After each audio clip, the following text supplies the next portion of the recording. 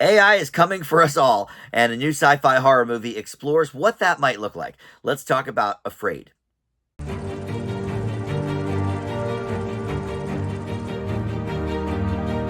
Hey guys, Dan here. This is Dan Reviews It. Welcome to my spoiler-free review for the new film Afraid. This is AI. The AI of Afraid is sort of like slanted and capitalized, so it's afraid of the AI. Basically, is the theme here. And this movie explores sort of what it might look like when an AI assistant kind of invades our lives. Not the first time I think that we've even explored this in movies. In fact, the producers of this, Blumhouse, brought us Megan about a year and a half ago. That was the AI doll that we're going to get a sequel for, and that was a big hit movie. This one a bit less so. It's getting trashed by the critics on Rotten Tomatoes. But listen, before this critic launches into the thoughts here, let me welcome you back to Dan Reviews It. If you are one of my subscribers already, thank you so much for rejoining. And if you're not one, please go ahead and consider clicking that subscribe button and the notification bell. Or just like this video, comment below. All that stuff, of course, helps the channel out. All right, so this was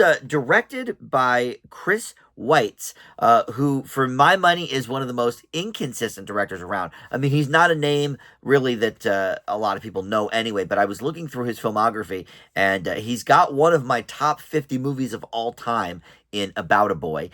He also is the director of American Pie, the first movie in that series, which is pretty fun.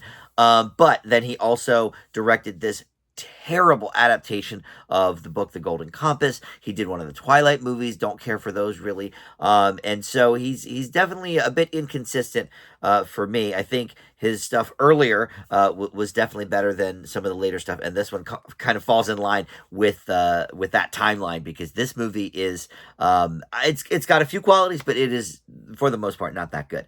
So we'll start there. But essentially, a family led by John Cho's character, who is, sort of like a tech guy. He's working for this tech company, and they are considering kind of, being joined by or merging with or just having a client as this AI company who is, touting this new thing, which is basically like Siri, but times, a million or whatever.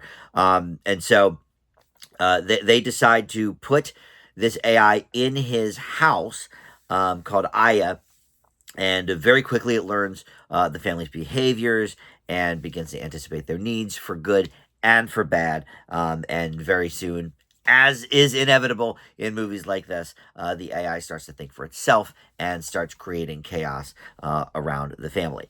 So you have Catherine Watterson plays the matriarch of the family. You have Havana Rose as the voice of Aya. Keith Carradine is here. David Dasmalchian, who was in one of my favorite horror movies this year, Late Night with the Devil.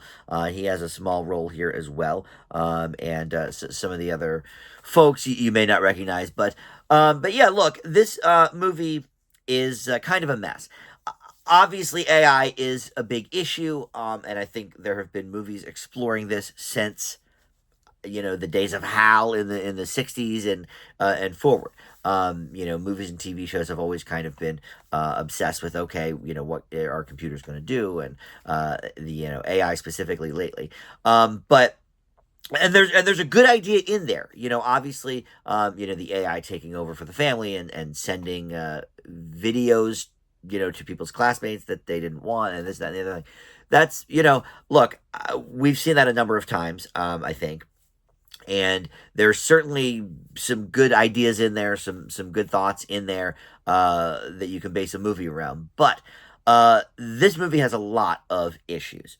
I think let's start with some of the acting, which, look, from the adults, John Cho, surprisingly, has been a pretty reliable actor. The last few years, he had a great movie a few years ago where he was looking for his daughter. Was that called Missing?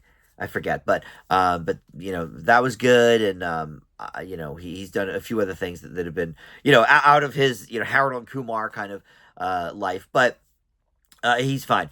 And there's a really young kid here, and I'm not sure what his name is.